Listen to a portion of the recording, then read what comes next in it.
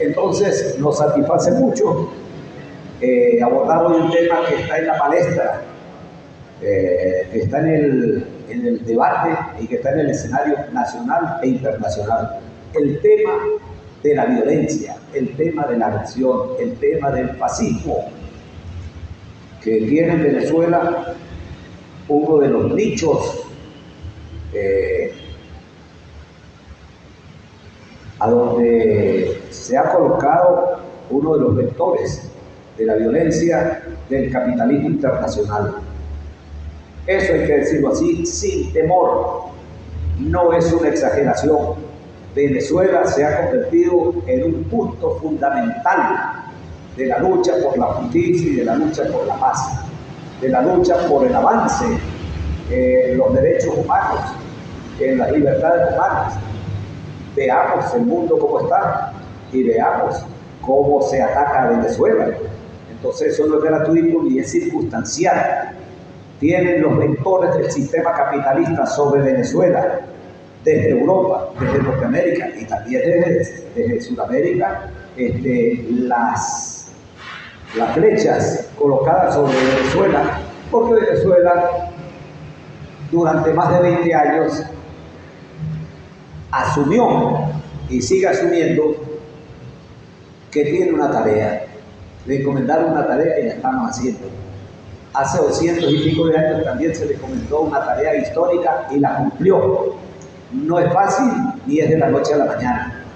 Y además, hay que repetirlo, nos toca esta pelea en desventaja, pero tenemos la fuerza moral, la fuerza material, la fuerza histórica y la carga que da el hecho de que sabemos que estamos del lado correcto de la historia.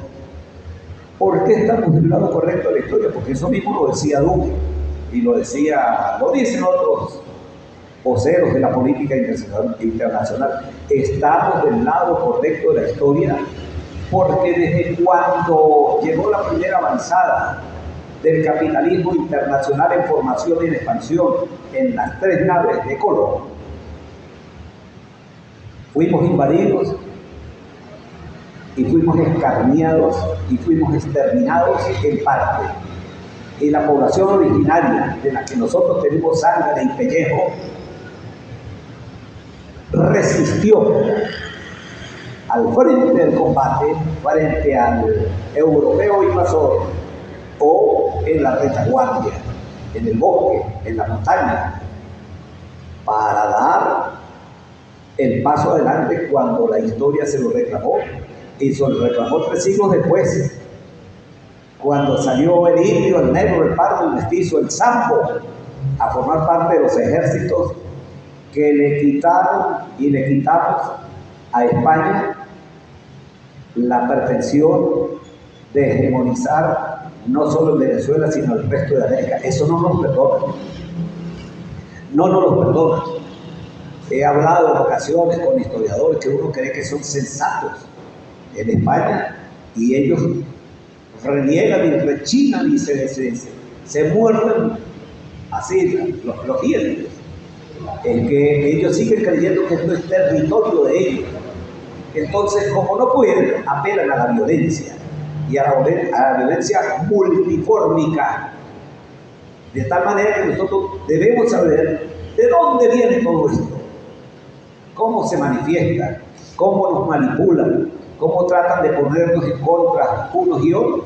De lo que se trata es de tener información para poder uno saber cuál es mi posición individual y colectiva, coyuntural y estructural, actual e histórica, de lo que es esta lucha por la paz.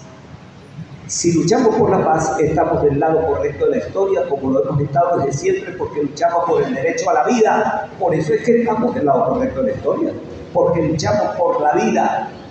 En cambio, Europa, y uno dice generalmente Norteamérica y piensa en Estados Unidos, no, y Canadá también, le consiguieron un repugnante gusto a la carne humana podrida, al olor seco de la sangre. Por eso es que cada rato tienen una guerra y cuando no la tienen internamente, hay manifestaciones y la buscan con cualquier excusa en cualquier parte del mundo. Entonces son civilizaciones que llegaron a un cansancio histórico. Sépanlo, créanlo.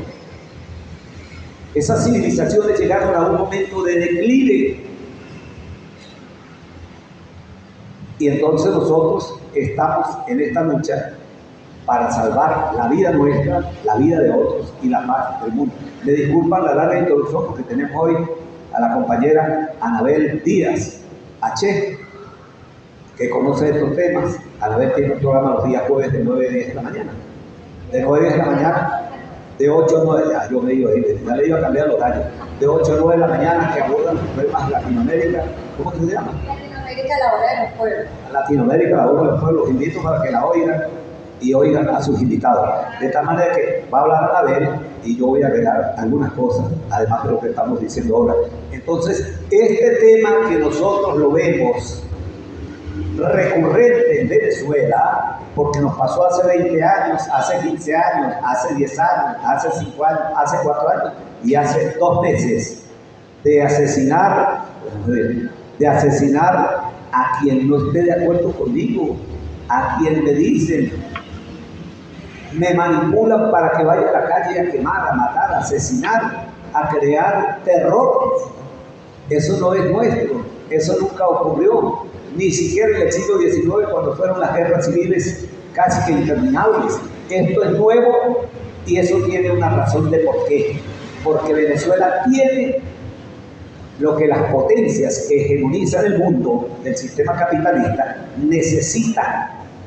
Y no es solo petróleo, no, entre otras cosas necesitan borrar de nuestra memoria el acumulado histórico de que fuimos capaces de derrotar a un imperio y estamos siendo capaces de derrotar a otros imperios, Estados Unidos y Europa. Cuando digo Estados Unidos, digo Europa, porque Europa está ahí a la cola del continente, que da pena, pues, colocada a la cola de Estados Unidos, a ver qué le dice y cuándo le dice y cómo le dice.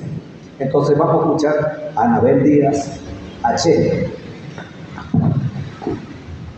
No le dicen nada, ni un aplausito siquiera a ella.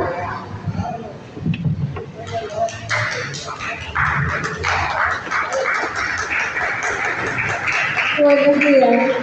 Bueno, agradecer al profesor Manuel Carrero, uno de nuestros referentes en el estudio de la historia insurgente, ¿no? Sí se ha sabido mantener en su trayectoria de vida y en su trayectoria profesional del lado correcto de la historia. Así que le agradecemos al profesor Manuel Carrero la invitación. Fíjense, el fascismo se nos presenta como la suma de todas las desigualdades, la suma de todos los odios, ¿no? Pero en realidad es la suma de todos los miedos. Y esto lo digo porque decía Bertolt Brecht, no hay nada más parecido a un fascista que un burgués asustado. Y son sus miedos los que hacen emerger, son los miedos de las clases dominantes hacia nosotros, hacia los pueblos, sobre todo los pueblos, como decían los compañeros hondureños después del golpe a Zelaya, nos tienen miedo porque no tenemos miedo. Y en Venezuela hemos demostrado otra frase que dice un rapero argentino que compuso una canción. Él dice que en Venezuela hay más ovarios que petróleo. Entonces, esta suma de cosas por las que he querido comenzar, conocer el fascismo, adentrarnos en el fascismo, pero entender que no podemos temerle al fascismo. Y que las mujeres, no solo en Venezuela, en el mundo, somos la primera línea de defensa antifascista, porque las mujeres tenemos la función de la reproducción de la vida. Y el fascismo es la muerte. Y la muerte convertida en política, eso que algunos analistas ahora han llamado la necropolítica. las élites en su máxima acumulación del capital al que hemos llegado en esta fase ya del capitalismo, del desarrollo del capitalismo, consideran que, bueno, que definitivamente hay millones de personas que estamos de más en el mundo. Y estos pueblos, los pueblos árabes, después del 11 de septiembre, ayer se cumplieron 51 años del 11 de septiembre, del golpe y asesinato del compañero presidente Salvador Allende, ¿verdad? Pero también se cumplió un año más de el derribamiento de las Torres Gemelas. Y esta acción, que bueno, hoy un gran porcentaje de la población estadounidense interna del país estadounidense piensa que fue un autoatentado. Consideran que el derribamiento de las Torres Gemelas fue un autoatentado, fue provocado por los propios organismos de inteligencia estadounidense, para a partir de allí, bueno, provocar todo lo que se provocó, que fue una ola de guerras contra los pueblos árabes. Porque, bueno, es precisamente el Medio Oriente un lugar rico en materias primas estratégicas, como dirían ellos, ¿no? Materias primas estratégicas. Y si nosotros dudamos de las cosas que puede hacer el fascismo, veamos lo que está sucediendo en Palestina. Si no lo puedo dominar, si no puedo desalojar el territorio por las buenas, el pueblo palestino, las mujeres y los niños palestinos se quedaron en su territorio, a pesar de que el gobierno israelí ha estado y estuvo durante 76 años, ha estado presionándolos para que abandonen su territorio. Esto que nos han aplicado los venezolanos, esta guerra psicológica, esta moda de mentir demasiado, ¿verdad? Comienza así, por las buenas. Vamos a enamorarlos para que se vayan, esto no sirve, todo está mal. En una aula de clase, con algunos alumnos que empezaron a repetir ese discurso, yo les decía, bueno, está bien, vámonos del país, que es la primera potencia de petróleo del mundo, de hidrocarburos del mundo, vámonos del país, que es la cuarta potencia de oro, vamos a dejar este territorio que no sirve para nada, vamos a dejarlo en manos de quién. No, profesora, no es eso lo que estamos diciendo, bueno, pero en efecto es eso lo que ellos quieren. Debilitarnos de todas las formas posibles, ¿no? Porque, bueno, somos un país en resistencia. Como todos conocemos, el fascismo es una forma de resumir lo que fueron corrientes de la ultraderecha o de la derecha extrema que surgieron en Europa. El fascismo es un producto europeo, es un producto de la modernidad, es un producto de la civilización occidental. No nació en América Latina, no nació en África, no nació en los pueblos árabes, es un producto de ellos, de los hombres blancos occidentales. Y además nosotros resumimos en fascismo tres corrientes que surgieron en ese periodo entre guerras, entre las grandes guerras, que nos los han enseñado en la historia como las guerras mundiales. Decir que eso es una guerra mundial es decir que Europa es el mundo. Y nosotros no la llamamos así, nosotros la llamamos las grandes guerras. La primera gran guerra, ¿verdad?, donde resulta derrotada Alemania, y luego la segunda gran guerra. En ese periodo entre guerras surge el fascismo en Italia, el nazismo en Alemania y el franquismo en España. Esas tres corrientes, que si bien tienen muchas similitudes, y las englobamos todas hoy como fascismo, también tienen algunas diferencias, ¿no? Por ejemplo, los nazis creían que el Estado debería organizar y planificar la economía. Ellos prácticamente pensaban en un Estado fuerte que dominara la economía. Y bueno, un Estado, por supuesto, en manos de las clases dominantes. Mientras que el fascismo italiano creía que eran las grandes corporaciones, era un gobierno corporativista, ¿no? Los sindicatos, todo eso asociado a un líder que era un capitalista, en facciones. Esa era la manera de verlo. El franquismo en España era una especie mixta, ¿verdad? De eso de, bueno, el privado y el Estado, pero fundamentalmente del Estado, el ejército. Ambos, bueno, los tres tienen una corriente militarista muy fuerte. Y esto tiene que ver porque, como dice Bertolt Brecht, no hay nada más parecido a un fascista que un burgués asustado. Los burgueses de esa época estaban muy asustados por el crecimiento y la propagación de las ideas que venían de Europa del Este sobre el socialismo y sobre la posibilidad de que los pueblos sean dueños de los medios de producción. Ellos, dueños de los medios de producción, sentían sus privilegios en riesgo y esta fue su respuesta. Por eso digo, si el fascismo se nos presenta como la suma de todas las desigualdades y la suma de todos los odios, en realidad es la suma de todos sus miedos. Su miedo a desaparecer como clase social, a desaparecer como clase social dominante también, porque en Venezuela jamás se ha puesto en riesgo, por ejemplo, la propiedad privada. Y sin embargo, ellos actúan con ese nivel de violencia, con ese nivel de odio, con ese nivel de ensañamiento, fundamentalmente, como lo vimos en los hechos del mes de julio, contra la mujer. Contra la mujer. Entonces, este fenómeno del franquismo, del fascismo, del nazismo, que es un fenómeno fundamentalmente europeo y que además fue financiado, y eso hay que decirlo, por el capital armamentista, fueron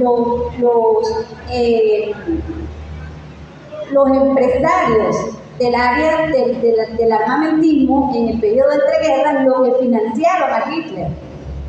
No fue el propio pueblo alemán, que además estaba en una situación económica bastante difícil, ¿verdad? Porque había perdido la Primera Guerra y, bueno, las condiciones para esto de su rendición fueron bastante infames, por decirlo de alguna manera. Este hecho de que sea justamente el capital armamentista el que financia, ¿verdad?, y potencia y posibilita que Benito Mussolini en Italia, que Hitler en Alemania y que Francisco Franco en España tomaran el poder y ejercieran el poder absoluto, tiene que ver porque por eso ellos se movían y se mueven las nuevas corrientes neofascistas en la violencia. Pues para ellos potenciar la violencia, la guerra es una forma de renovar su economía, la guerra es una forma de mover su economía. Eso hizo Estados Unidos con el derribamiento de las Torres Gemelas. Bueno, muevo mi economía, potencio la guerra, ¿verdad?, contra un enemigo, y lo llamo terrorismo. Este enemigo que llamé terrorismo lo deshumanizo. Una de las cosas que el fascismo no comprende y no reconoce es al otro.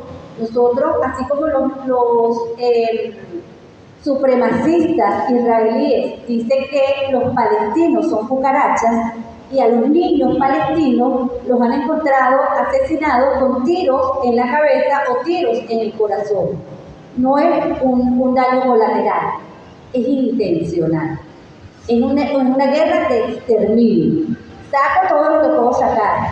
Los que no se van, los trato de correr, pero ya al final lo que me queda es el uso de la fuerza, ¿verdad? Además, también las mujeres palestinas, que son las que quedan en el territorio, y siempre las mujeres somos las últimas en irnos, están denunciando cómo hoy el territorio palestino es un campo de experimentación de todas las armas nuevas que los armamentistas, las empresas, las corporaciones armamentistas europeas, israelíes y estadounidenses quieren poner en práctica. Quieren, digamos, bueno, vamos a ver qué tal nos salió este misil. Bueno, vamos a probarlo con los palestinos porque son cucarachas, no son seres humanos. Esto lo digo porque pareciera que, bueno, que Benito Mussolini, Hitler y Franco quedaron en el pasado. Pero así como en aquel momento los grupos dominantes tenían miedo, en este momento los grupos dominantes también tienen una situación de temor. Cuando surge el nazismo, el fascismo, había en Europa una situación de fuerte agitación nacionalista, había grupos paramilitares, había una agudización de las dificultades económicas, estaba disparada la inflación y las tasas de desempleo. Y esto, además, recuerden que después en el año 29 viene la Gran Depresión. Ahí comienza el surgimiento de estas corrientes de ultraderecha. Hoy Europa está viviendo altas tasas de inflación, altas tasas de desempleo, incluso esa franja de jóvenes que ellos llaman NINI porque ni estudian, porque no tienen acceso a los estudios superiores, ni trabajan porque no hay un aparato productivo que pueda captarlos como mano de obra. ¿Por qué? Bueno, porque la mano de obra en otros países, en el sudeste asiático, es mucho más económica, ¿verdad? Entonces, ¿para qué le vamos a pagar a los europeos? Esa franja es la que está alimentando esos grupos neonazistas, neofascistas que están extendiéndose por Europa, pero que además están ganando elecciones. Y eso es una de las cosas que nos tiene que llamar a la reflexión. Están ganando elecciones en un país como Alemania, donde estaba proscrito el nazismo, donde tú no puedes declararte nazi e inscribir un partido político, pues ellos están ganando elecciones. Y están ganando elecciones porque consiguieron, y esto lo vamos a ver en el discurso, esto está pasando en Europa y está pasando en Estados Unidos de manera simultánea, están ganando adeptos, están ganando simpatizantes con el discurso, bueno, hay que buscar un enemigo, si estamos pobres, si hay desempleo, si hay inflación, si vamos a una nueva depresión en Europa y Estados Unidos, estamos enfrentando eso, pues ¿qué va a pasar? ¿A quién vamos a culpar de todo esto? Entonces vamos a culpar a los diferentes, vamos a culpar a los migrantes. Y es en Europa entonces, eso que acabamos de ver en el Reino Unido, ¿verdad? Los cabezas rapadas, los jóvenes, mayoritariamente hombres menores de 30 años, quemando los refugios de los inmigrantes árabes y africanos que están, que fueron acogidos, algunos incluso en estatus de refugiados, en el Reino Unido. Y así está pasando en Europa. El culpable de la Gran Depresión no son los grandes capitales financieros que están cada vez más concentrando el capital, concentrando el poder económico, no, son los migrantes, que además son resultados de esa propia concentración. Entonces, al presentar al migrante como culpable, también han hecho, y esto todo financiado por el capital sionista, porque el capital sionista es el principal financista del armamentismo, de las grandes corporaciones armamentistas. Ese capital está financiando las corporaciones que producen las armas, pero también las redes sociales y todas las plataformas digitales. Están en manos del mismo grupo económico, financiero. Ese grupo que es fundamentalmente sionista, y recordemos que el sionismo se monta en la posibilidad de una falsa premisa, que es la premisa de la supremacía racial. Es una falsa premisa, pero le ha servido para justificar la desigualdad. Si nosotros queremos saber, y lo decíamos ayer en la mesa que tuvimos en el Congreso Mundial contra el fascismo, la mujer como blanco del fascismo, la mujer tiene en sí misma, encierra un conjunto de desigualdades mayor, una situación de desigualdad mayor que la del hombre. Y es un blanco predilecto del fascismo. Con el renacimiento de estas ideas y de toda esta situación, nosotros hemos visto, por ejemplo, en Europa y en el Polo Sur, eso que se llama las manadas, grupos de hombres, de varones, que salen a violar mujeres. ¿Verdad? Mujeres pobres, fundamentalmente porque no se pueden defender, mujeres migrantes, mujeres que están en situación de ilegalidad, que no van a ir a la policía a poner la denuncia. Pero eso ha llegado, el fascismo y la necropolítica en manos de estos grupos económicos, ha llegado al punto de generar alianzas, ¿verdad?, con los grupos paramilitares. Pero si analizamos el crecimiento del nazismo, si analizamos el crecimiento del fascismo y analizamos el crecimiento del franquismo, vemos cómo los grupos paramilitares siempre han sido parte de estas corrientes políticas de ultraderecha. Siempre estuvieron ahí, siempre existieron. Fueron su brazo en Estados Unidos, el Ku Klux Klan. Aquellos que pueden hacer lo que no les está permitido a los ejércitos o a las policías uniformadas. Porque, bueno, imagínate la impresión que daríamos ante el mundo. Entonces, esto en Ciudad Juárez, por ejemplo, llegó al límite, bueno, una cantidad inusitada de mujeres desaparecidas. Porque el cuerpo de la mujer no vale nada y puede ser incinerado, quemado y botado en el basurero, como acabamos de conseguir a un adolescente ahorita en el terminal de La Bandera. Cuando nosotros vemos que en nuestros territorios comienzan crímenes de odio de esta magnitud, de ese nivel de violencia, la compañera que matan en el Callao la mata un adolescente de 14 años de 14 puñaladas. Y además le clavaba una estaca en el corazón, como a los vampiros. ¿Qué tiene ese niño en la cabeza? ¿Qué nivel, verdad, de inusitado de violencia, de desconocido de violencia para nosotros? Están ellos y sembrando en las redes sociales. Entonces, para ellos dominar la tecnología militar, también deben dominar, y lo dominan, las plataformas digitales, porque es un entramado que la guerra física, ¿verdad?, pero también la guerra psicológica, que le permite eso que nosotros llamamos la guerra híbrida, la guerra de primera generación, segunda generación, tercera generación, llamamos por la quinta generación. Ha sido Venezuela un campo de experimentación de estas guerras psicológicas, de estos laboratorios de guerra psicológica, de guerra cognitiva y de guerra mediática.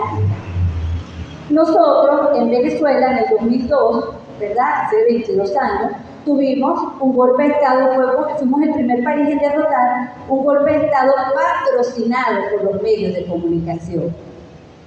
Y esa guerra mediática en Venezuela la ganamos. La guerra contra los medios tradicionales, es decir, ya nosotros no vamos a leer en un medio impreso venezolano la carga de odio que podemos leer en un medio impreso brasilero, un medio impreso argentino, un medio impreso colombiano. Ya nosotros no vamos a ver en nuestros canales de televisión, ¿verdad?, el nivel de odio que veíamos, por ejemplo, con Globovisión en el año 2002. No lo vamos a ver allí. ¿Dónde están entonces ellos operando en Venezuela? Bueno, a través de nuestro mejor amigo, ¿verdad?, a través de las redes y las plataformas tecnológicas. Allí, fíjense, han logrado, ustedes saben que nosotros somos todas las sociedades, porque el capitalismo es global y, bueno, el mundo se mueve en una sociedad de clases y las sociedades de clases tienden a polarizarse, es decir, los que tienen y los que no tienen, los grupos dominantes y los grupos desposeídos. En Venezuela, en el año 89, nos pronunciamos los grupos desposeídos contra las políticas neoliberales, que pretendían empobrecernos aún más hasta el punto que llegamos a pobreza alarmante. Bueno, esa polarización, que es un proceso natural de la sociedad de clases, ellos, a través de las redes sociales, y esto lo dice el Instituto de Estudios Internacionales de la Universidad de Chile, no lo digo yo, no es un instituto para nada de izquierda, es un instituto de derecha, y ve que ellos hacen un decálogo de los enemigos de la democracia, y a nosotros nos colocan como un país autoritario, y colocan a Nicolás Maduro, lo equiparan a Bukele, por ejemplo, ¿verdad? Dos cosas completamente diferentes, pero para ellos pasa como similar. Bueno, eso, ellos analizan una situación que origina en las redes sociales y que es parte de la guerra cognitiva, que se llama la hiperpolarización. Es decir, estamos polarizados, y yo sé que el señor Mendoza no es igual que yo, y que él tiene un conjunto de privilegios que yo no tengo, Y el señor Mendoza sabe que nosotros somos los pobres de la tierra, pero convivimos y hay una posibilidad de convivencia. La hiperpolarización habla acerca de la posibilidad, de la imposibilidad de esta convivencia. Es decir, no soporto a los que tienen mucho, o no soporto, no puedo convivir con esta gentuza y esta gentuza no puede gobernar. ¿Verdad? Entonces, ellos analizaron, este grupo de investigación chileno, el caso peruano con el profesor Pedro Castillo. Y ellos dicen que la sociedad peruana se hiperpolarizó y todos los pobres se reflejaban en Castillo y ya no se reflejaban en los candidatos de la burguesía en los que se habían reflejado en procesos electorales anteriores. Que está Venezuela polarizada. Nosotros teníamos 10 candidatos. De esos 10 candidatos, uno sacó el 54% y el otro el 43%. Estamos polarizados. El que sacó el 54%, Nicolás Maduro, pertenece a una clase y representa una clase social. Es el pueblo del poder. Y el otro señor, Edmundo González, hoy en el Reino de España, súbdito de España, ¿verdad? Él representa a otra clase social, a los sectores poderosos. Entonces, aquí nosotros vemos cómo sí seguimos siendo una sociedad polarizada. Lo que nosotros también hemos logrado vencer en Venezuela es la hiperpolarización. Eso que lleva a un colectivo a pensar es todo o nada. O ganamos o destruimos el país. O ganamos o quemamos el país. Este nivel ya de desesperación, producto de la guerra cognitiva que lleva a los grupos sociales a hiperpolarizarse, está hecho con la intención de, bueno, mándense entre ustedes y después nosotros intervenimos porque, bueno, tenemos que hacer una intervención humanitaria, ¿verdad? ¿Dónde está ocurriendo eso en América Latina? Bueno, específicamente en Haití, el lugar donde ellos iniciaron, ¿verdad?, recientemente esta recolonización de América. Y allí ellos armaron a las bandas paramilitares que hoy se están matando entre ellas y bueno, ni siquiera se sabe quién es el presidente. ¿Me explico? Donde mujeres, niños y la población civil es la que está saliendo fundamentalmente afectada. Pero es que contra Haití también hay una guerra de exterminio igual que la que hay en Palestina.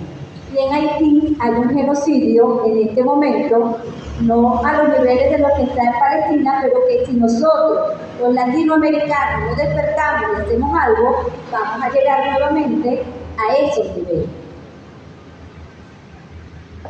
Eso es una de las características de la guerra cognitiva. Entonces creamos sociedades hiperpolarizadas. Esto diferencia al neofascismo del fascismo tradicional. Porque el fascismo tradicional, que nació del miedo de la lucha de clases, decía, vamos a instaurar la paz interclasista. Reconocían que había clases sociales, pero que era necesaria la paz entre las clases. Y la socialdemocracia, los partidos socialdemócratas, se hacían llamar partidos policlasistas.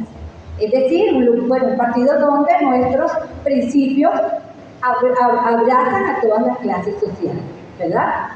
Ellos ya no están propiciando eso, al contrario, están propiciando el vamos a eliminarnos los unos contra los otros. Aparte de esto, las redes sociales y todo lo que tiene que ver con la guerra cognitiva ocasiona otro fenómeno que es el conocido como la hiperfragmentación.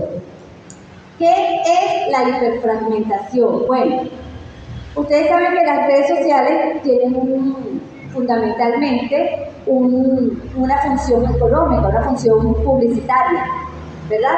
Una función económica, para vender, para publicitar, para etcétera, etcétera. Allí ellos segmentan el público, ¿verdad? Bueno, usted es una dama de 50 años, entonces a usted yo le voy a ofrecer tales productos porque esos son los que se adaptan a su interés. Esos son los que a usted le va a interesar. Y gracias a la inteligencia artificial han creado algunos algoritmos, ¿verdad?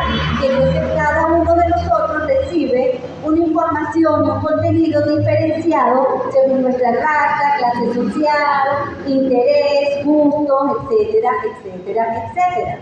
¿Qué pasa con esto? Bueno, que lo que yo recibo no es lo que recibe mi hijo que vive conmigo, pero que al cabo de dos años ya no tenemos nada de qué hablar, porque no hay punto de encuentro, de conversación, porque lo que él hace de entretenimiento online no tiene nada que ver con lo que yo me entretengo.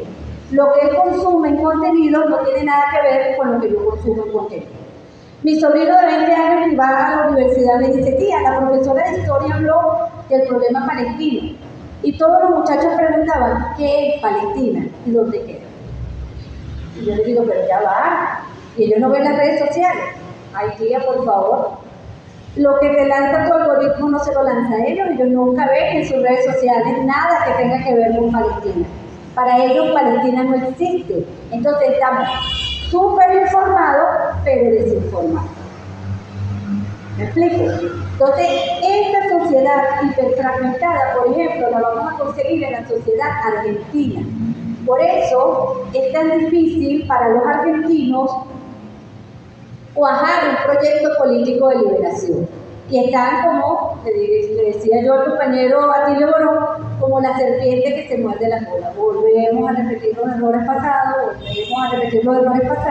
y cada vez más descapitalizando y empobreciendo un país como Argentina, ¿verdad? Que pudiera ser una potencia, perfectamente una potencia mundial. Entonces, esta hiperfragmentación que viene de la fragmentación natural de las audiencias que hace la publicidad, pero que se acentúa con las redes sociales, va a generar sociedades incomunicadas y que se convierte en el hecho que dice que cada cabeza es un mundo. Bueno, tú estás pensando en el rock, tú estás pensando en las uñas, tú estás pensando en la moda, tú estás pensando, y cada quien está pensando en su pequeño universo de cosas que además los saturan de contenidos a través de las redes sociales. ¿Sí? Ese contenido que, bueno, modela gustos, ¿verdad? Modela hábitos de consumo. Para eso se hizo, también ellos percibieron que podían modelar valores, ¿verdad? Que podían modelar preferencias políticas y que podían modelar, sobre todo, preferencias electorales. Entonces vemos cómo llegan al poder personas que, bueno, no tienen nada que ver con la vida política, un outsider, como diríamos de Milei, pero que se posiciona en la mediática, se posiciona en las redes y logra, ¿verdad?, captar el voto de los jóvenes masculinos menores de 30 años. Porque las mujeres llevamos al poder a Petro, las mujeres hemos llevado al poder y mantenemos en el poder a Nicolás Maduro, el voto femenino. La mujer ha llevado al poder a Xiomara Castro, pero cuando nosotros analizamos el voto que ha llevado al poder a Bukele, por ejemplo, es mayoritariamente masculino y es mayoritariamente joven. Esta manipulación mediática que ellos hacen a través de las redes sociales se basan en los valores y prejuicios que ya están instalados en nuestro subconsciente. Ellos no van a crear nuevos valores y prejuicios, pero si ellos saben que existe el racismo, ellos van a explotar el racismo. Si ellos saben que existe la brecha de género, ellos van a profundizar la brecha de género. Si ellos saben que existe, ¿verdad?, el prejuicio de clase, van a profundizar el prejuicio de clase. Y poco a poco van fragmentando a la población, van fragmentando a la sociedad. Una señora de 50, 60, una señora de 70 años que no consuma redes sociales, no tiene absolutamente nada que hablar con un joven de 20, 25 años. Porque no hay punto en común en este, ¿verdad?, imaginario colectivo. El imaginario colectivo común que creaba la televisión ha desaparecido. Y entonces cada cabeza ahora tiene su propio ritmo. Ellos, con base a esos valores y a esos prejuicios que existen en nuestras sociedades, ellos hacen falsas generalizaciones. Entonces nosotros vemos, bueno, no, estaba robando, seguro que era un negro. Estaba robando, este era un hijo de una persona pobre. ¿Por qué? Porque ya tenemos, ¿verdad?, el prejuicio creado.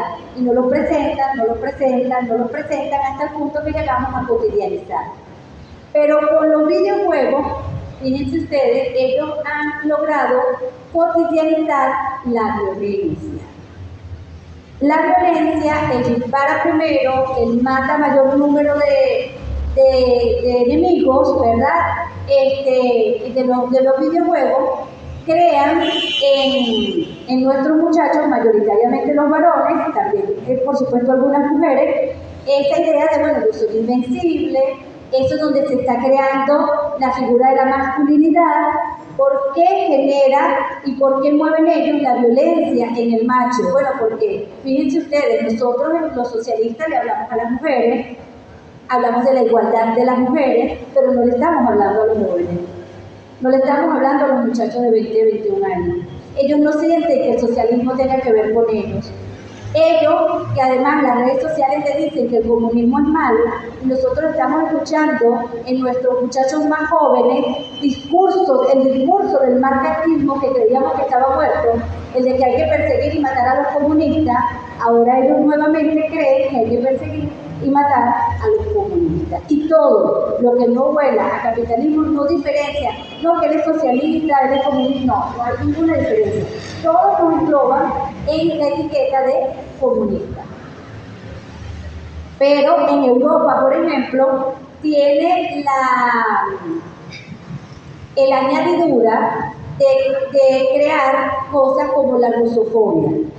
Ya venían creando la islamofobia. Todo lo malo que sucede es por los pueblos islámicos, ¿verdad? Los pueblos árabes hay que exterminarlos, hay que eliminarlos, y por eso mucha población permanece impasible ante los genocidios de los pueblos árabes. Porque, bueno, prácticamente no vemos que tengamos nada en común con ellos, cuando en realidad todos somos seres humanos, ¿verdad? Deberíamos tener lo primero en común que tenemos, pero nos han diferenciado. Y allí, por ejemplo, en América Latina, o por ejemplo en España, los africanos. Bueno, el africano es el malo, es el malandro, el que te roba, el que está estigmatizado, ¿verdad? Porque, bueno, él ha venido a quitarnos nuestros puestos de trabajo. Igual, así como hacemos estas falsas generalizaciones, la manipulación mediática también se monta sobre las noticias falsas. Yo estaba el 28 de julio celebrando en Miraflores, y a mí me estaba escribiendo mi hermana que está en Estados Unidos y me dice que está pasando en Venezuela, se están matando, hay una situación de orden público, por favor vete para la casa, qué peligro, no te quedes en la calle. Y yo digo, pero ya va, ¿de qué me estás hablando? Cuando yo le paso el video, mira, nosotros estamos aquí bailando. ¿Me explico? Pero ya las redes sociales en el exterior estaban diciendo que aquí nos estábamos matando. Las imágenes eran falsas noticias de las guarimbas del 19, de las guarimbas del 14 y de guarimbas o situaciones de violencia callejera de otros países. Pero el que no está aquí no puede percibir la mentira. Así como en las falsas generalizaciones, por ejemplo, si están saqueando en un pueblito de la frontera de Táchira, dicen que están saqueando en todo el país. Lo hacen viral y crean la conciencia de que es una situación generalizada de orden público. Los titulares sensacionalistas, que también lo estamos utilizando algunos de nuestros portales para captar la audiencia. Bueno, en un titular sensacionalista le doy clic y leo parte de lo que dice allí y la posverdad, que bueno, la posverdad en realidad no existe, porque lo que existe es la mentira y la verdad. Eso es una de las cosas que nosotros tenemos que recabar nuevamente, ¿verdad? Han tratado de instaurar este concepto de la posverdad, como decir, bueno, ya no importa si era verdad o era mentira, que las Torres Gemelas la tumbaron los propios estadounidenses, porque bueno, ya eso pasó, y ya quedó posicionado en el imaginario y en la historia que fueron los árabes, con un cuchillo, que secuestraron a los pilotos con un cuchillo de plástico, porque eso dice la historia oficial. cosas tan irreversibles como esa. No importa si hay armas o no hay armas de destrucción masivas en Irak, porque bueno, ya destruimos Irak, ya qué importa. Es la ética del capital, la ética de la mentira, la ética de, bueno, pero si a todos nosotros vamos a comulgar con un concepto como el de posverdad, entonces la verdad pierde toda significación y toda importancia. Ustedes se imaginan, entonces, no, mi amor, yo no estoy aquí, yo estoy en otro lugar. O sea, ¿cómo vamos nosotros a establecer las relaciones personales, las relaciones incluso comerciales, si se basan en la confianza y en la verdad? O sea, ¿cómo vamos a nosotros? ¿Qué es lo que está pasando hoy? Por ejemplo, en la decadente democracia, entre comillas, porque eso no es una democracia, que vive en los Estados Unidos. Bueno, que la gente no le cree ni a uno, ni a otro, ni a ninguno. La deslegitimación de la clase dominante. Me puede venir Trump a decirme cualquier cosa aquí y no le creemos. Y durante la pandemia lo vivieron. Combinaron a la gente a que se vacunara y la gente no se vacunó. Dice, no, si ellos nos están mandando a vacunar, eso debe ser malo. ¿Me explico? Ya crean y generan el efecto contrario debido a la mentira. Eso le pasó aquí a los adeptos y los copellanos. Si los adeptos y los copellanos decían que el paquete de ley era bueno, ya era suficiente para que la gente creyera que eso no nos convenía, ¿verdad? Entonces, eso está pasando hoy en los Estados Unidos. ¿Cuáles son los peligros de esto y cuáles pueden ser los resultados? Bueno, en realidad a esta élite que está llamando hoy a conformar a dar un paso hacia el capitalismo digital, después de la pandemia de COVID-19 que vivieron en algunas partes del mundo en el 19 y en Venezuela a partir del 20, debilitó los sectores económicos de la mayoría de los sectores económicos, se contrayeron, aumentó el desempleo, ¿verdad? Aumentó la feminización de la pobreza, por ejemplo, aumentó la inflación, las tasas de interés de los bancos, aumentó todo eso, pero solamente tuvieron un crecimiento exponencial las corporaciones, ¿verdad?, que explotan el capital digital, es decir, comercio digital, teletrabajo, educación a distancia, redes sociales, estos señores que hoy dicen, bueno, damos el golpe donde nos dé la gana. Damos el golpe donde nos dé la gana porque tenemos el poder. Ellos fueron los únicos que salieron victoriosos de esto que se llamó la pandemia por COVID-19. Y de allí plantean, pues, desaparecer, porque quiero plantean eso que llama Milei el anarcocapitalismo. Entonces a los muchachos les resulta simpático y libertario. ¡Ay, qué interesante! El anarcocapitalismo. El Estado se ha convertido en el discurso de las clases dominantes como el blanco predilecto. El Estado no sirve, el Estado es incapaz, el Estado no nos protege, el Estado no puede. Estamos pagando un impuesto a un Estado que no nos está cubriendo nuestras necesidades, el Estado culpable de todo. Entonces tenemos una juventud que considera que viviríamos mejor sin Estado. Pero eso no es un anarquismo de izquierda, es un anarquismo de derecha. Y vivir en una sociedad sin Estado, cuando la propiedad privada continúa intacta y en sus máximos niveles de concentración, es dejarnos a la merced de la dictadura del mercado. Entonces no es posible, ¿verdad?, que sin Estado haya por lo menos una aparente equidad y un aparente Estado de Derecho y de justicia. Ni siquiera. Ellos hablan de, bueno, desaparecer el Estado y que todo lo que tenga que ver con la educación, la salud, la prestación de los servicios básicos, pero también la seguridad ciudadana. Fíjense que ya, por ejemplo, Bukele, que a diferencia de Milei es el producto mejor acabado del neofascismo en este lado del mundo, Bukele ya está privatizando las cárceles. Criminaliza a la mayoría de la población salvadoreña. La criminaliza, son pobres, son malos, son malas, ¿verdad? Todos son malas. Y el Frente Farabundo Martín está en México porque no puede estar en El Salvador, porque si estuviera en El Salvador fuera mala, tuviera la cabeza rapada y la braga anaranjada, ¿verdad? Y todo el mundo diciendo que se apruebe la pena de muerte para salir de todo ello y tener la paz de la que hoy goza El Salvador. Ya vamos a cerrar, esta situación, entonces comenzaron por privatizar los recintos carcelarios, pero ellos hablan de la posibilidad de que las policías nacionales y del Estado, ¿verdad?, financiadas por el Estado, desaparezcan y que queden en manos de las corporaciones privadas.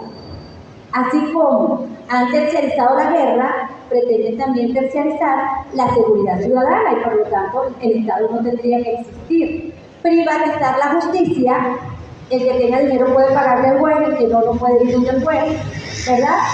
Que ya prácticamente en muchos países, de hecho, la justicia está privatizada. Y privatizar y convertir en corporaciones privadas los ejércitos nacionales. Y esto es, con esto quiero cerrar porque es una idea bastante, que nos puede lucir bastante absurda, pero ya está puesta en práctica. Son muchas las corporaciones privadas que participan en la guerra. Estados Unidos no está participando directamente en la guerra de Ucrania, está terciarizando la guerra en Ucrania. Empresas privadas están haciendo la guerra en Ucrania. Soldados colombianos, mercenarios en realidad, son colombianos, están y estuvieron en Libia, están en Haití y pueden estar perfectamente en Ucrania matando gente, porque para eso les pagan, a través de ser empleados de estas grandes corporaciones armamentistas. Entonces, la paz y la guerra en el mundo estaría en manos nada más y nada menos que de las corporaciones armamentistas. ¿Qué nos ofrecen? Un mundo en guerra total, porque es la única forma de reproducir su capital. Muchas gracias.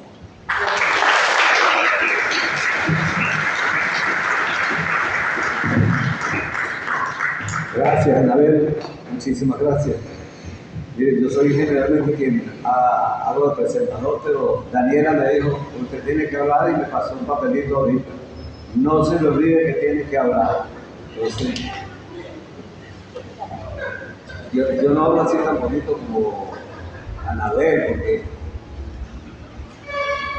mire, estamos en la Casa de la Historia y aquí hablamos del enfoque histórico. Mi maestro Federico Brito Figueroa me enseñó que ningún hecho acabado, definido, ningún hecho histórico puede ser entendido cabalmente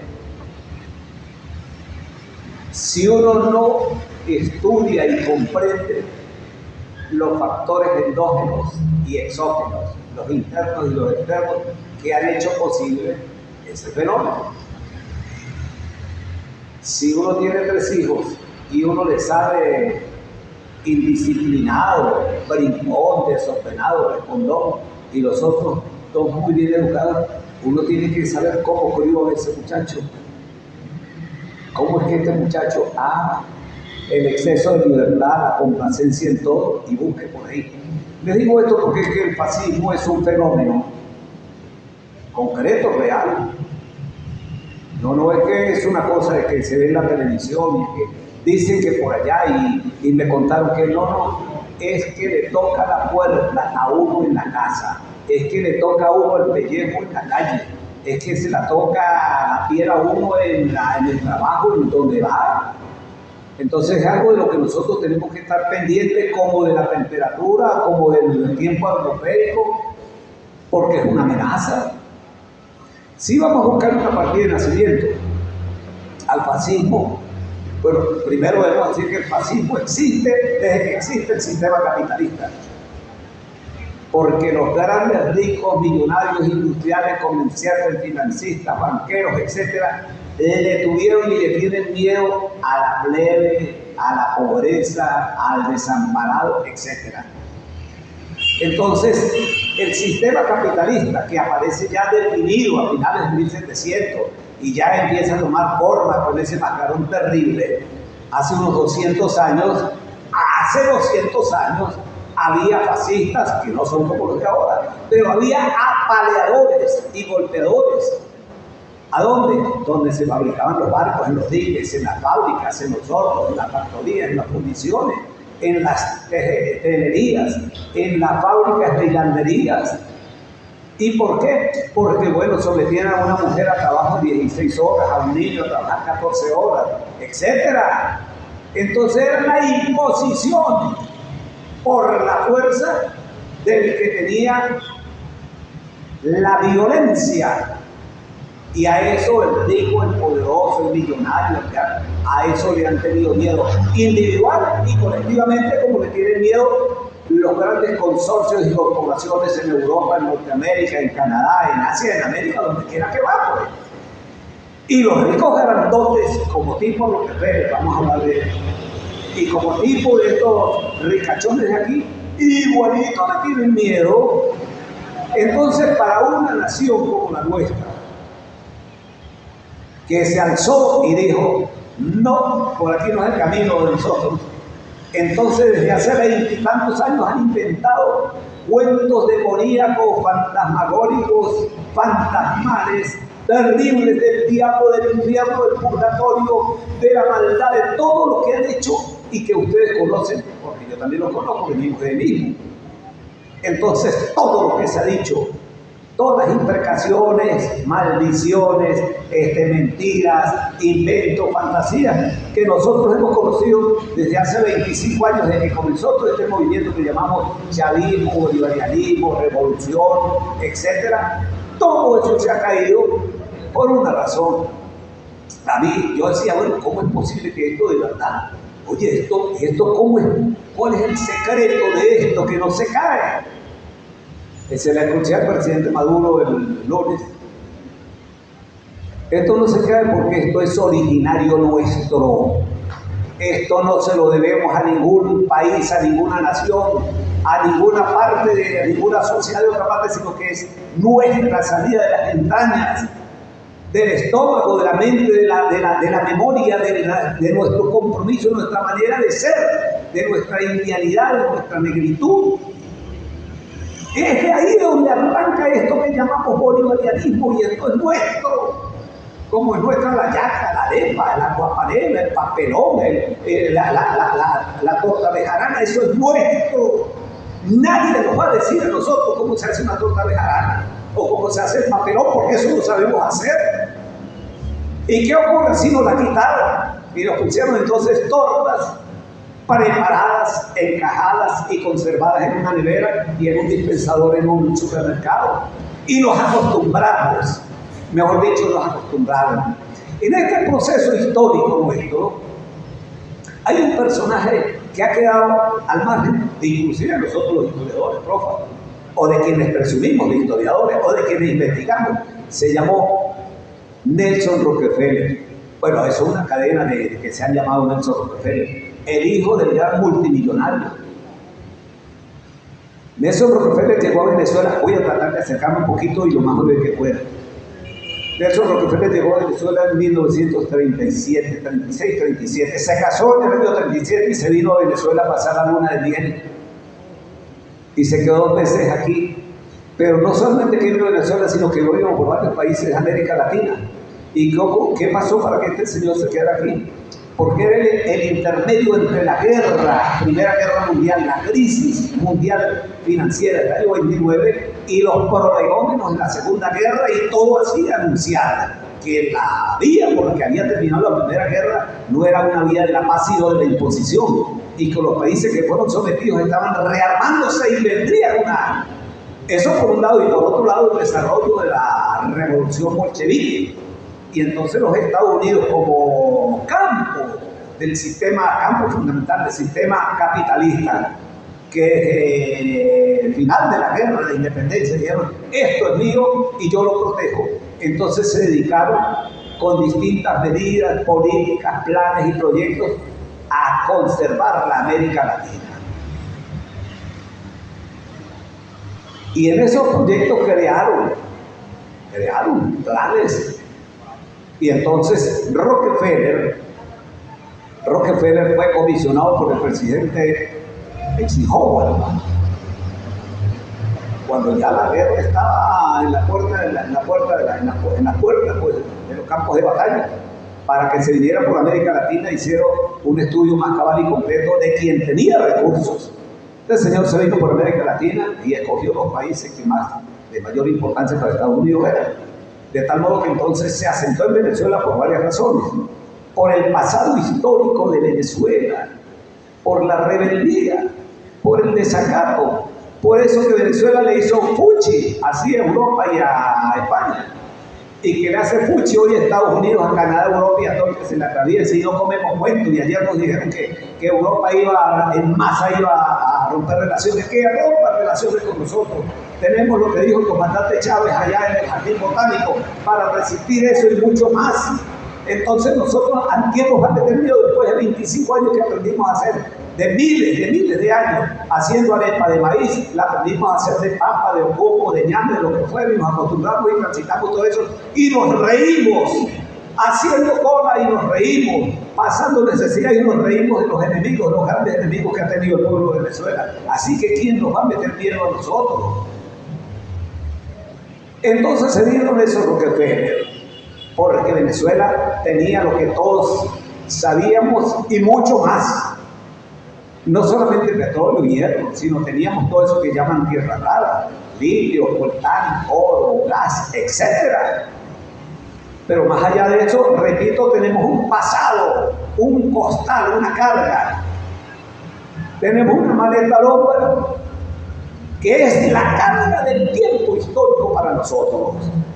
Lo que nos dice, tú eres heredero de los patriotas que le puñaron los ojos al más poderoso imperio de ese tiempo como era España.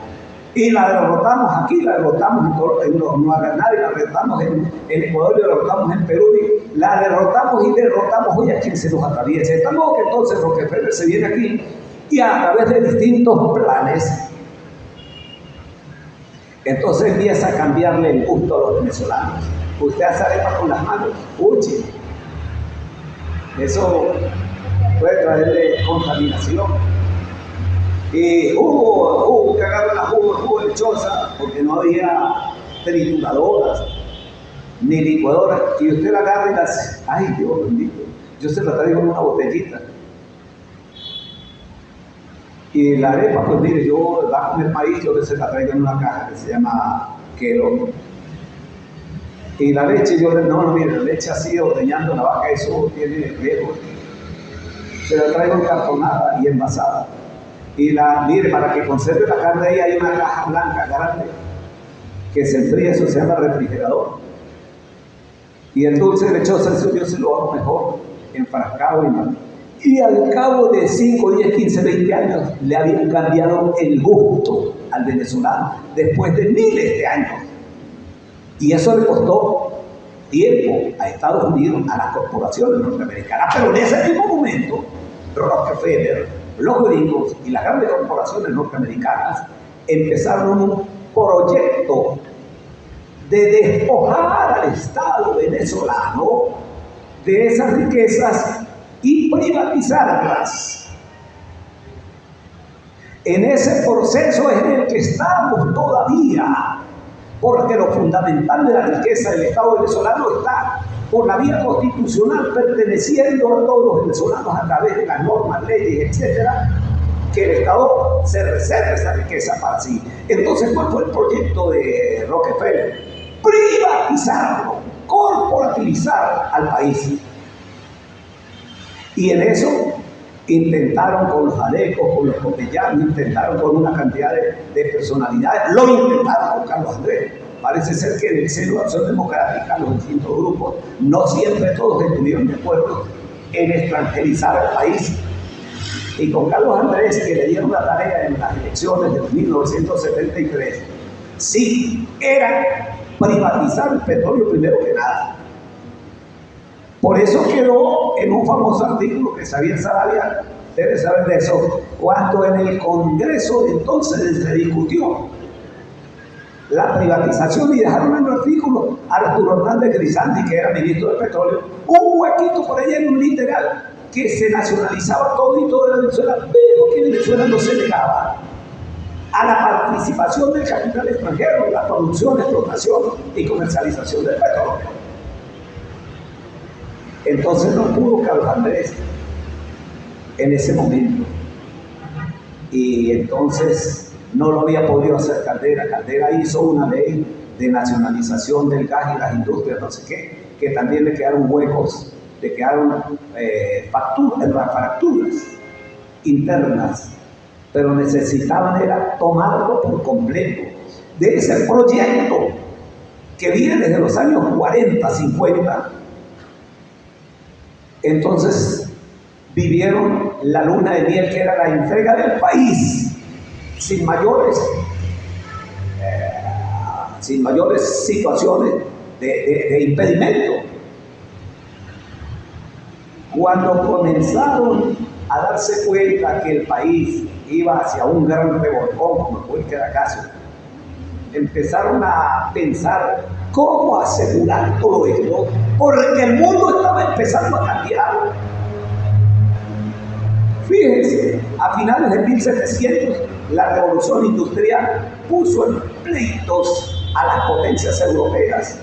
Esas potencias ordenaron el mundo geográficamente, mercantilmente, comercialmente, marítimamente. Y entonces la Gran Bretaña logró desarrollarse rápido y se convirtió en la meca del capital de la industria de la tecnología, e inmediatamente empezó a producir y a comerciar más que todas las demás potencias europeas. Por lo tanto, se convirtió en el epicentro del capital en el mundo. Pero ese mercado al que fue monopolizando en gran medida Gran Bretaña, le salió el factor Estados Unidos, que ya disponía de todo el mercado latinoamericano para la producción mercantil, industrial, la producción de barcos, de armas, de mercadería, etc. Y entraron en conflicto que se fue definiendo a finales del siglo, cuando Estados Unidos logró industrializar la electricidad, industrializar el petróleo, industrializar el motor de chispa y creó el automóvil. Y se le fue adelante a Europa y a Gran Bretaña.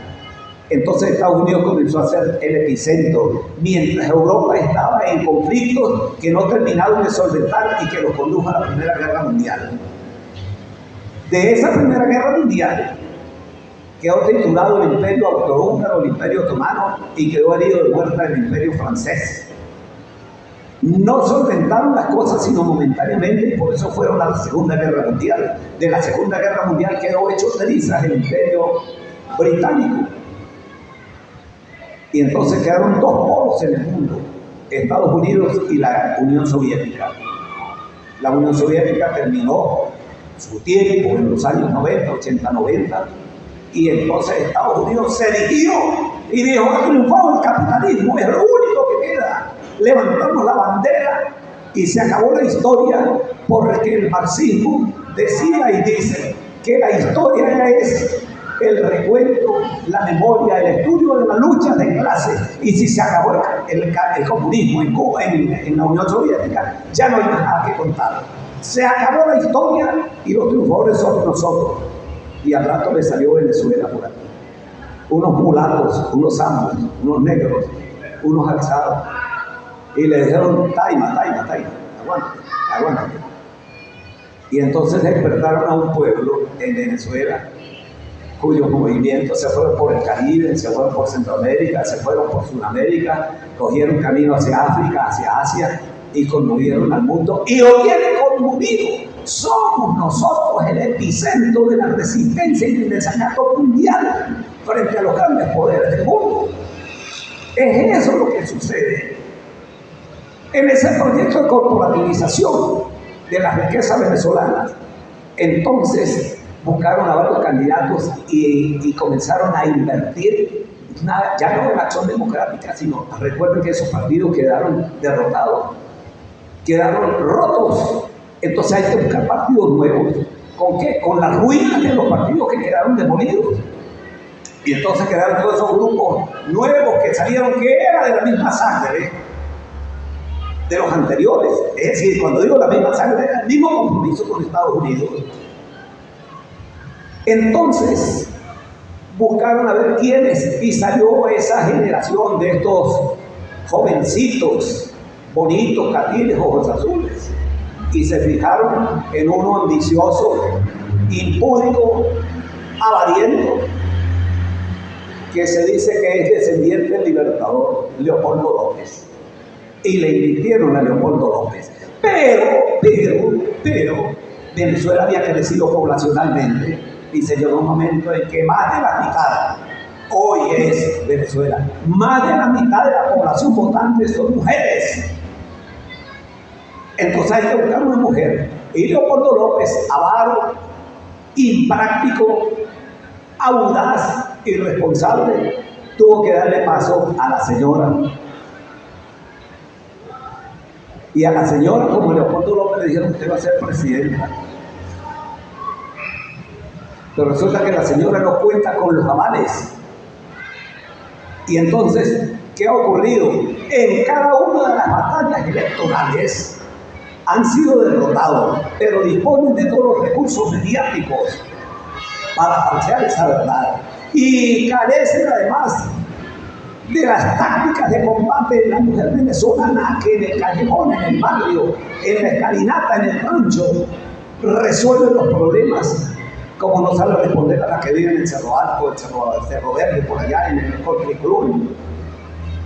Entonces descubren que hay unas fuerzas superiores a lo que pensaban, y hay que metérsele no por el estómago, sino por aquí, y empiezan a buscar mecanismos para atemorizar, mecanismos para amedrentar.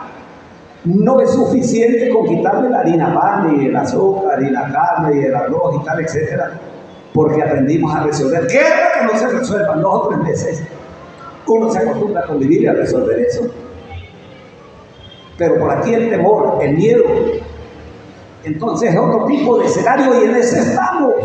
Por eso ayer el Congreso antifascista, antiterrorista, fue convocado para decirle al mundo: Venezuela está viva y está triunfante. Así Europa diga ya que reconocen a este señor, así lo digan los demás pueblos del mundo. Nosotros hemos venido en este tiempo y nos ha tocado esta carga que llevamos con risas, con jodederas y con echaderas de vaina, la llevamos con gusto, porque de lo que se trata es que estamos nosotros en el lado correcto de la historia, porque estamos defendiendo la vida, la paz, la alegría. Entonces contra eso el fascismo no es que no pueda, pero se queda relegado. Quiere decir que nosotros somos un pueblo enviado por Dios, sí, como todos los demás pueblos. No por eso nosotros somos mejores, pero sí somos diferentes. Y la muestra la estamos dando cuando otros se dejan dominar y se dejan vencer. Y lo vemos en América Latina, en experiencias realmente tristes, y que deseamos que salgan adelante en otros momentos. Nosotros hemos enfrentado y estamos enfrentando y vamos a enfrentar la lucha por la vida, la lucha contra el fascismo, la lucha contra la muerte. Eso es lo que a nosotros nos convoca todos los días de estar frente a un noticiero.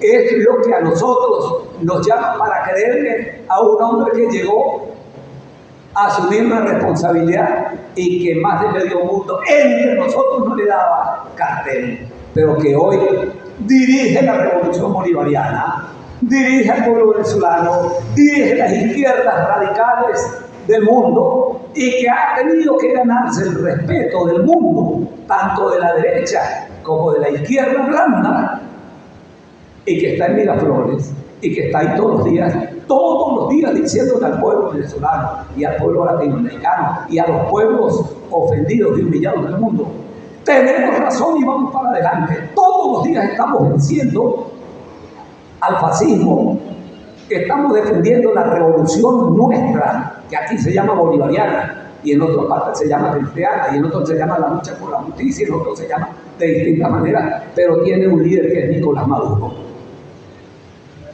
Entonces de lo que se trata es de eso.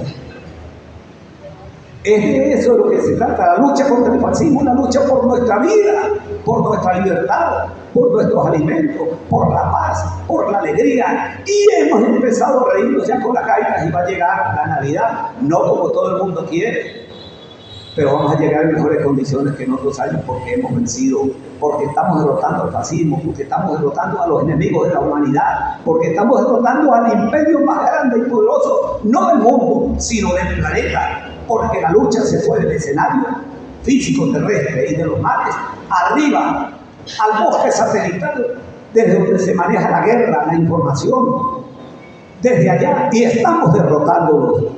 Entonces nosotros tenemos como venezolanos y venezolanas una tarea que no la tienen todos los pueblos del mundo, pero eso implica una gran responsabilidad también, y esa responsabilidad es la que nos trae hoy aquí a compartir, a oír, a preguntar, a pedir aclaratorias. Bueno, yo les agradezco que hayan escuchado a la compañera Anabel y que hayamos compartido estos momentos. Muchas gracias a Daniela que me dio este pedacito.